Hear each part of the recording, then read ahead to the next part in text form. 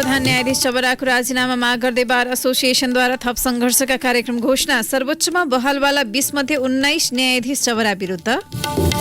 राजनैतिक दलका केही नेताहरूसँग न्यायालयका व्यक्तिले साँचगाँठ गर्दा समस्या उत्पन्न भएको एमालेको आरोप। 10औं राष्ट्रिय महाधिवेशनमा प्रतिनिधिको संख्या घटाउने तयारी। मुलुकमा विद्युत पछिल्लो 3 महिनामा आयातभन्दा निर्यात बढी। तरलता अभाव बढ्दै गएपछि बैंक तथा वित्तीय संस्थाले फेरि नयाँ कर्जा रोके।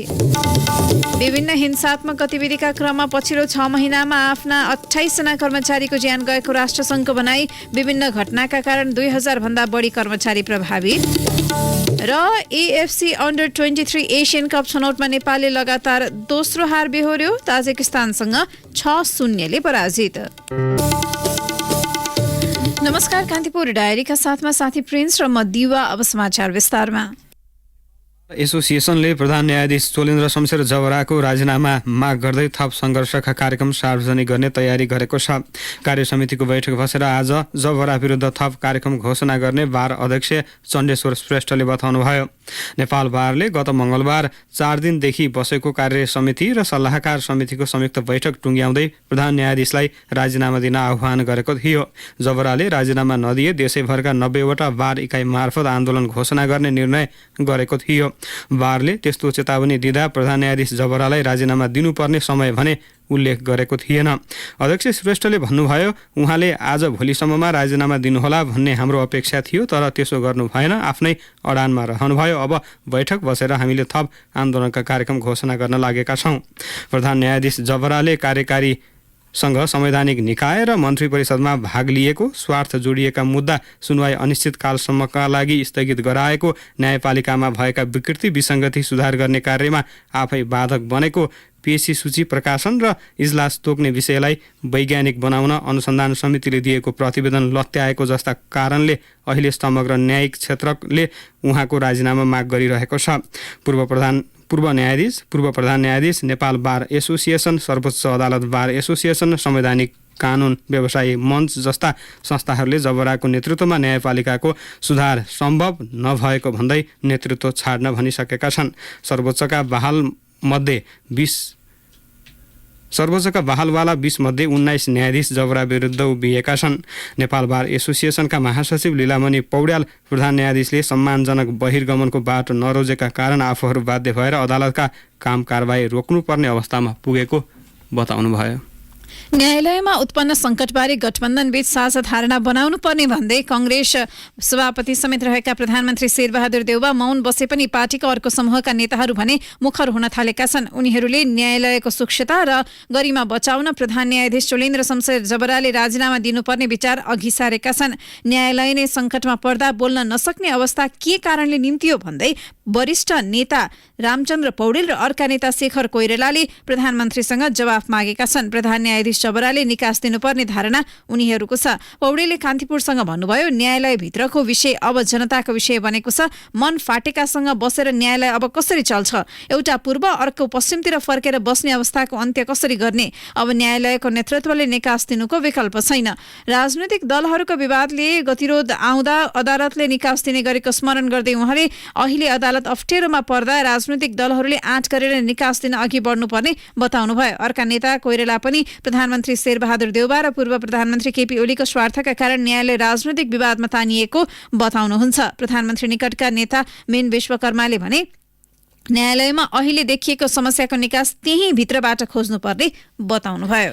नेकपा एमाले केही राजनीतिक दलका नेताहरूसँग न्यायालयका केही व्यक्तिले साँठगाँठ गर्दा समस्या उत्पन्न भएको बताएको छ। एमालेका प्रवक्ता प्रदीप कुमार गेवालीले प्रधान न्यायाधीश चोलेन्द्र शमशेर जबरामाथि प्रश्न उठाउँदै सर्वोच्चमा भइरहेको विवादले न्यायालयको समस्याको चुरो पक्रिन नपाएको प्रतिक्रिया दिनुभएको छ। स्थायी कमिटीको हिजोको बैठकपछि सञ्चारकर्मीलाई प्रतिक्रिया दिँदै गेवालीले राजनीतिक दलका नेता र न्यायालयमा रहेका केही व्यक्ति बीच गठबन्धन भएको बताउनु भएको हो। उहाँले भन्नुभयो, न्यायालयको समस्याको चुरो भनेको केही निश्चित राजनीतिक दल वा नेताको स्वार्थका लागि न्यायालयका केही व्यक्तिले गरेको अपवित्र साँठगाँठ अर्थात् न्यायालय र राजनीतिको अपवित्र गठबन्धन समस्याको मूलचुरो हो। कुन दलका नेता र न्यायालयका कुन व्यक्तिले त्यस्तो साँठगाँठ गरेका हुन् भन्ने उल्लेख नगरिकनै गेवालीले भन्नुभयो, अहिले चलिरहेको विवादले न्यायालयभित्रको समस्याको चुरोलाई पक्रिन सकेको छैन। न्यायालयको सुधारसँग यो विषय जोडिएकै छैन, त्यसको विषयमा लक्षित छैन। सरकार र प्रमुख प्रतिपक्षी एमाले संघीय संसदलाई आफ्नो स्वार्थ पूरा गर्ने थलो बनाउन खोज्दा प्रतिनिधि सभाको एउटा सिङ्गो अधिवेशन कामविहीन भएर टुङ्गिएको छ। प्रतिनिधि सभाको 9औं र राष्ट्रिय सभाको 10औं अधिवेशन आज रातिबाट अन्त्य गर्न सरकारले राष्ट्रपति समक्ष सिफारिस गरिसकेको छ।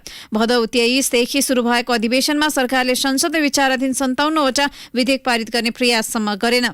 बरु प्रतिनिधि सभामा रहेको एउटा र राष्ट्रिय सभामा रहेका 3वटा विधेयक फिर्ता लगेको छ। संसद अधिवेशन अन्त्य गरी सरकारले फिर्ता लिएका विधेयकलाई अध्यादेश मार्फत ल्याउन लागेको एक मन्त्रीले जानकारी दिए। राष्ट्रिय सभाबाट पारित भएर प्रतिनिधि सभाले टुङ्ग्याउनु पर्ने 9वटा र संसदीय समितिबाट टुङ्ग्याइएका विधेयक पनि अघि बढेनन्। खानेपानी तथा सरसफाई, नागरिकता, संघीय निजामती, ज्येष्ठ नागरिक, कारागार सहित 7वटा विधेयक संसदमा पेश भए पनि प्रक्रिया अघि बढाइएन। संसदबाट टुङ्ग्याउन ढिला हुने भन्दै सरकारले समितिमा पारित भइसकेको संघीय निजामती कर्मचारी विधेयक पनि फिर्ता लगेको छ। कान्तिपुर डायरीमा अब ब्रेकको पालो। ब्रेकपछि कान्तिपुर डायरीमा अब बाँकी प्रसङ्ग। 6000 भन्दा धेरै प्रतिनिधि सहभागी गराएर विधान महाधिवेशन गरेको नेकपा एमाले नेतृत्व चयन गर्ने 10औं राष्ट्रिय महाधिवेशनमा भने प्रतिनिधिको संख्या घटाएको छ। 10 देखि 12 मङ्सिरमा चितवनमा हुने महाधिवेशनमा 1536 प्रतिनिधि सहभागी हुने भएका छन्। यो संख्या 9 महाधिवेशनको भन्दा कम हो। विधान महाधिवेशनबाट विधान परिमार्जन गरेको एमाले प्रतिनिधिको भूमिका बढाउँदै संख्या घटाएको हो। स्थायी कमिटिको हिजो बसेको बैठकले महाधिवेशन प्रतिनिधिको मापदण्ड तय गर्दै संख्या तय गरेको हो। असोज 15 देखि 17 सम्म गोदावरीमा भएको विधान महाधिवेशनले पार्टीको नीति, विचार र विधान पारित गरिसकेकाले राष्ट्रिय महाधिवेशन नेतृत्व चयनमा केन्द्रित हुनेछ। महाधिवेशनमा 1536 प्रतिनिधि सहभागी हुने प्रवक्ता प्रदीप गेवालीले जानकारी दिनुभयो। आज बस्ने केन्द्रीय कमिटी बैठकका लागि प्रस्ताव तयार पार्न बसेको स्थायी कमिटी बैठकले महाधिवेशनमा सो संख्यामा प्रतिनिधि सहभागी गराउने निर्णय लिएको उहाँले जानकारी दिनुभयो। सो प्रस्ताव आज केन्द्रीय कमिटीबाट पारित भएपछि कार्यान्वयनमा जानेछ। एमालेमा हाल 7,21,000 पार्टी सदस्य रहेको र उनीहरू मध्येबाट महाधिवेशन प्रतिनिधि चयन गरिने गेवालीले बताउनुभयो। 9 महाधिवेशनमा 2300 प्रतिनिधि थिए। प्रतिनिधि परिषदको स्थायी संरचनाको अवधारणासहित महाधिवेशनमा प्रतिनिधिको संख्या घटाइएको प्रवक्ता गेवालीले बताउनुभयो। 10 बुँदे सहमतिका पक्षधर नेताहरूले भने महाधिवेशन प्रतिनिधिको संख्या बढाउन आग्रह गरे पनि बैठकले व्यवस्थापकीय पाटोलाई ध्यान दिएर निर्णय लिएको बताउनुभयो। कांग्रेसको 14औं महाधिवेशनको नयाँ कार्यतालिका सार्वजनिक भएको छ। केन्द्रीय निर्वाचनको हिजो ओडादेखि केन्द्रसम्मको परिमार्जित कार्यतालिका सार्वजनिक गरेको हो। मङ्सिर 24 देखि 26 सम्म महाधिवेशनको मिति तोकिएको छ। निर्वाचन समितिको बुधबार बसेको बैठकले मङ्सिर 27 देखि 29 सम्म महाधिवेशनको कार्यतालिका तयार पारे पनि पार्टी नेतृत्वसँगको परामर्शपछि 3 दिन अघि सारिएको निर्वाचन समिति सदस्य अधिवक्ता सीताराम केसीले जानकारी दिनुभयो। नयाँ कार्यतालिका 7वटे प्रदेशको अधिवेशन मङ्सिर 16 र 17 गते गर्नका लागि तोकिएको छ। जिल्लासम्म तलका अधिवेशन भने विभिन्न चरणमा तोकिएका छन्। एकमात्र प्रतिनिधि सभा निर्वाचन क्षेत्र भएका जिल्लामा मङ्सिर 6 र एकभन्दा बढी निर्वाचन क्षेत्र भएका जिल्लामा मङ्सिर 10 गते जिल्ला अधिवेशन हुनेछन्। सोलुखुम्बु, दार्चुला, म्याग्दी र जुम्लामा भने मङ्सिर 1 गते जिल्ला अधिवेशन तोकिएको छ। दशैं अघि 13 जिल्लाको जिल्ला अधिवेशन भइसकेको छ। स्कटल्यान्डको ग्लासगोमा हुन लागेको जलवायु परिवर्तन सम्बन्धी राष्ट्रसङ्घीय खाका संरचना महासन्धि UNFCCC को 26औं सम्मेलन COP 26 सहभागी हुन प्रधानमन्त्री शेरबहादुर देउवाको नेतृत्वमा 20 सदस्यीय प्रतिनिधि मण्डल आज बेलायत प्रस्थान गर्दैछ। पाँचौं पटक प्रधानमन्त्री भएपछि पहिलो विदेश भ्रमण गर्न लागेका देउवासँगै ग्लासगो जाने टोलीमा सचिव मात्रै 6 जना छन्, जसमा परराष्ट्र सचिव भरतराज पौड्याल, वन तथा वातावरण सचिव प्रेम नारायण कँडेल, अर्थ सचिव मधुकुमार मरासिनी, ऊर्जा सचिव देवेन्द्र कार्की, गृह सचिव टेकनारायण पाण्डे र राष्ट्रिय योजना आयोगका सचिव केवल प्रसाद भण्डारी छन्। सो भ्रमणमा परराष्ट्र सचिव र सम्बन्धित वन मन्त्रालयका सचिव मात्र भए पर्याप्त हुनेमा सचिवहरूको टोली नै जान लागेको हो। पूर्व वातावरण मन्त्री गणेश शाहले सो सम्मेलनमा सम्बन्धित मन्त्रालयको सचिव र परराष्ट्र वा मुख्य सचिव मध्ये 1 जना गए पुग्ने बताउनुभयो।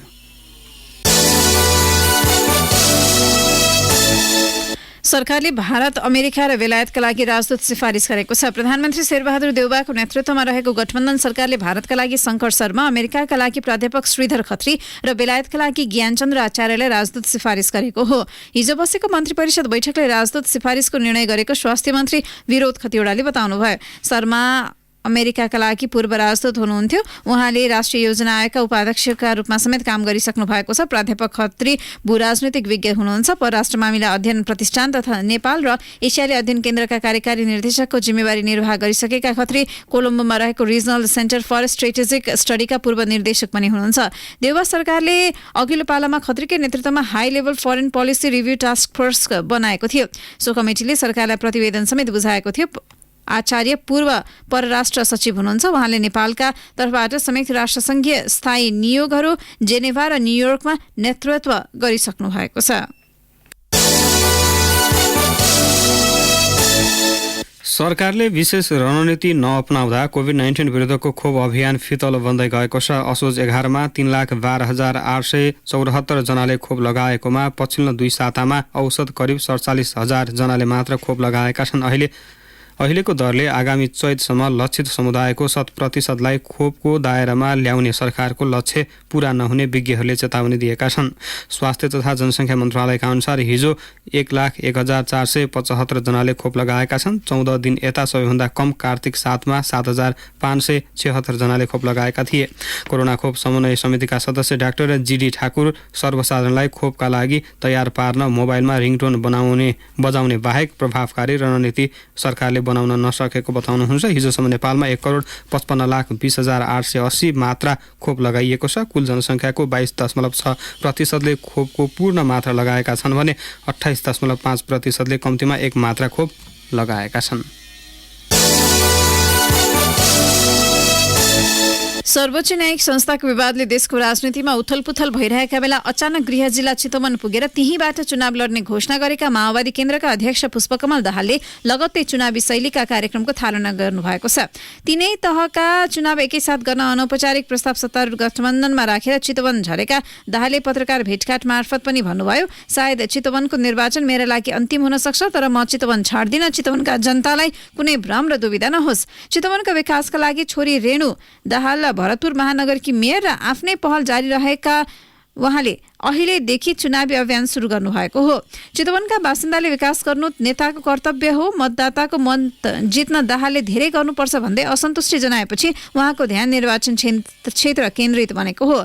64 सालमा रोल्पा, 70 सालमा सिराहा र काठमाडौँबाट संविधानसभा निर्वाचन लडेका दाहालले 2074 को प्रतिनिधि सभा चुनाव भने गृह जिल्ला चितवन 3 नम्बर क्षेत्रबाट लड्नु भएको थियो। निकट नेताहरूका अनुसार पछिल्ला गतिविधि हेर्दा दाहाल आगामी निर्वाचनको तयारीमा लागिसक्नु भएको छ।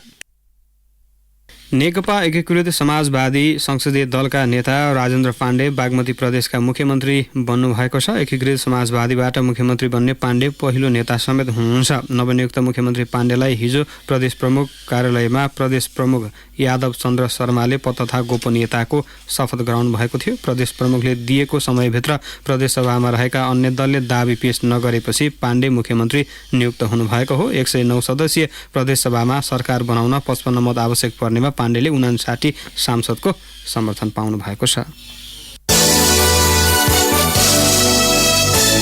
बेमौसमी वर्षाबाट पीडित किसानलाई सरकारले 5.5 अर्ब रुपियाँ बराबर राहत दिने भएको छ। मन्त्री परिषद बैठकले हिजो किसानको वर्गीकरण गरी पूर्ण र आंशिक क्षतिका आधारमा राहत दिने निर्णय गरेको हो। 1,91,000 हेक्टरमा लगाइएको धानमा राहत दिइने कृषि तथा पशुपक्षी विकास मन्त्रालयले जनाएको छ। मन्त्रालयका प्रवक्ता प्रकाश कुमार सञ्जयले भन्नुभयो, सो क्षेत्रफलका लागि 5 अर्ब 52 करोड रुपियाँ खर्च हुने अनुमान छ। मन्त्री परिषद बैठकले किसानलाई धानबालीको क्षेत्रफलका आधारमा राहत दिने र त्यसका लागि कार्यविधि बनाउन कार्यदल गठन गर्ने निर्णय गरेको सरकारका प्रवक्ता एवं सञ्चार तथा सूचना प्रविधि मन्त्री ज्ञानेन्द्र बहादुर कार्कीले जानकारी दिनुभयो। बेमौसमी वर्षाबाट धान बालीमा भएको क्षतिको सम्बन्धमा कृषकहरूलाई राहत उपलब्ध गराउने, पूर्ण रूपमा क्षति भएका हकमा साना किसान बढीमा 10 कट्ठासम्म वा सो बराबर जग्गा भएकोलाई क्षतिको अधिकतम 65%, मध्यम किसान 10 कट्ठादेखि 3 बिघासम्म वा सो बराबर जग्गा भएकालाई क्षतिको अधिकतम 30% र ठूला किसान 3 बिघा भन्दा बढी र आंशिक क्षति भएकालाई अधिकतम 20% का दरले राहत स्वरूप नेपाल सरकारबाट न्यूनतम समर्थन मूल्य कायम गर्दा निर्धारण गरेको उत्पादन लागत बराबरको रकम उपलब्ध गराउने। कान्तिपुर डायरीमा अब ब्रेकको पालो। कान्तिपुर डायरीमा अब आर्थिक प्रसङ्ग। चालु आर्थिक वर्षको पहिलो 3 महिनामा नेपालले विद्युत आयातको तुलनामा निर्यात बढी गरेको देखिएको छ। असोज मसान्तसम्म 1,21,916 मेगावाट आवर विद्युत निर्यात गर्दा सोही अवधिमा भारतबाट 1,11,677 मेगावाट विद्युत आयात भएको नेपाल विद्युत प्राधिकरणको तथ्याङ्क छ। आयातको तुलनामा निर्यात 10,239 मेगावाट आवर बढी हो। नेपालले भारतसँग विभिन्न 12वटा प्रसारण लाइन मार्फत विद्युत आदान प्रदान गरिरहेको छ। नेपालले भारतबाट आयात गर्ने र निर्यात गर्ने विद्युतको व्यावसायिक ढाँचा भने फरक छ। भारतबाट आयात हुने विद्युत मध्ये टनकपुर नाकाबाट आउने वार्षिक 7 करोड युनिट निशुल्क हो। बाँकी विद्युत नेपालले किनेर ल्याउने गरेको छ। तर निर्यात गर्ने विद्युत भने साटासाटको अवधारणामा चलिरहेको छ। बर्खायाममा नेपालले भारतलाई दिएको विद्युत भारतले हिउँदो याममा नेपाललाई फिर्ता गर्छ। भारतबाट विद्युत पठाउने प्रसारण लाइनहरूमा चालु आर्थिक वर्षको असोज मसान्तसम्म कटैया इनरुवाबाट 21,530, रक्सौल वीरगञ्जबाट 20,589, रामनगर गण्डकबाट 6,801 र टनकपुर महेन्द्रनगरबाट 142 मेगावाट आवर विद्युत निर्यात गरिएको प्राधिकरणका प्रवक्ता सुरेश बहादुर भट्टराईले जानकारी दिनुभयो। वित्तीय तरलतामा अभाव बढ्दै गएपछि बैंक तथा वित्तीय संस्थाले फेरि नयाँ कर्जा रोकेका छन्। निरन्तर ऋणको माग बढेको र सो अनुपातमा निक्षेप सङ्कलन हुन नसक्दा कर्जा रोक्नुपर्ने अवस्था आएको बैंकरहरू बताउँछन्। कान्तिपुरलाई प्राप्त सूचना अनुसार बिहिबारसम्म 17 वाणिज्य बैंकमा तरलता अभाव छ। बाँकी 9वटामा बैंकमा तरलता पर्याप्त नभए पनि अप्ठ्यारो परिसकेको छैन। तरलता अभाव रहेका करिब 1.5 दर्जन बैंक मध्ये 8वटाले नयाँ कर्जा प्रवाह पूर्ण रूपमा रोकेका छन्। बाँकी बैंकले पनि प्राथमिकताका आधारमा ससाना कर्जा मात्र प्रवाह गरिरहेका छन्। स्रोतले भने धेरै बैंकले कर्जाका लागि आवेदन सङ्कलन गर्ने तर दिइहाल्ने गर्दै आएका छन्। ती बैंकमा सीमित वर्ग र क्षेत्रका ग्राहकलाई मात्र कर्जा दिइएको छ। बैंकलाई विभिन्न बहानामा पन्छाउने गरिन्छ। यो 2075 सालदेखिकै स्थिति हो। त्यति बेला पनि तरलता अभाव हुँदा बैंकहरूले कर्जा रोकेका थिए। तरलता अभाव धेरै भएका बैंकले कर्जा प्रवाह रोकेको सुन्नमा आएको बैंकर्स सङ्घका अध्यक्ष भुवन दाहालले बताउनुभयो। अब अन्तर्राष्ट्रिय प्रसङ्ग। संयुक्त राष्ट्रसङ्घले पछिल्लो 6 महिनाको अवधिमा विभिन्न हिंसात्मक गतिविधिका क्रममा आफ्ना 28 जना कर्मचारीको ज्यान गएको जनाएको छ। राष्ट्रसङ्घले सार्वजनिक गरेको प्रतिवेदनका अनुसार राष्ट्रसङ्घका 7 जनाको द्वन्द्वका क्रममा र अन्य 21 जनाको अन्य सुरक्षा सम्बन्धी घटनाका कारण मृत्यु भएको हो। यस्तै सन् 2019 यता 30 जना राष्ट्रसङ्घीय कर्मचारी अपहरणमा परेको प्रतिवेदनमा उल्लेख छ। सन् 2019 मा 6 जना राष्ट्रसङ्घीय कर्मचारी अपहरणमा परेकोमा सन् 2020 मा यो सङ्ख्या 17 पुगेको र 2021 को पछिल्लो 6 महिनामा अन्य 7 जना कर्मचारी अपहरणमा परेको राष्ट्रसङ्घले उल्लेख गरेको छ। अब खेल प्रसङ्ग। एएफसी अन्डर-23 एसियन कप छनौटमा नेपालले लगातार दोस्रो हार बेहोरेको छ। गैराती भएको खेलमा आयोजक ताजिकिस्तानसँग 6-0 गोल अन्तरले पराजित हुँदै नेपालले लगातार दोस्रो हार बेहोरेको हो। ताजिकिस्तानसँगको हारसँगै नेपाल छनौटको समूह चरणबाट बाहिरिएको छ। जितसँगै समूह बी को ताजिकिस्तानले 2 खेलमा 6 अङ्क जोडेको छ। ताजिकिस्तान शीर्ष स्थानमा रहेको छ। ताजिकिस्तान यो लगातार दोस्रो जित हासिल गर्न सफल भएको हो। पहिलो खेलमा ताजिकिस्तानले लेबनानलाई हराएको थियो। नेपाल अङ्कविहीन रहँदै पुछारमा छ। नेपाल पहिलो खेलमा बलियो टोली इरानसँग 4-0 गोल अन्तरले पराजित भएको थियो। अब नेपालले अन्तिम खेलमा लेबनानसँग आइतबार खेल्नेछ। अब मौसम सम्बन्धी जानकारी। काठमाडौँ उपत्यका सहित पहाडी भूभागमा आंशिक बदली हुने र बाँकी भूभागमा मौसम सफा रहने मौसम पूर्वानुमान महाशाखाले जनाएको छ। उच्च पहाडी तथा हिमाली भूभागका केही स्थानहरूमा हल्का वर्षा तथा हिमपातको सम्भावना रहेको महाशाखाको भनाइ छ। केही बेर अघि 13 डिग्री सेल्सियस मापन गरिएको काठमाडौँ उपत्यकाको अधिकतम तापक्रम आज 25 डिग्री सेल्सियससम्म पुग्ने महाशाखाको अनुमान छ। सूर्योदय बिहान 6:12 भयो भने सूर्यास्त साँझ 5:02 हुनेछ। अवस्था यसका साथै कान्तिपुर डायरीको बुलेटिन यही सकिन्छ। साथी प्रिन्स र म दिवा बिदा माग्छौँ। नमस्कार।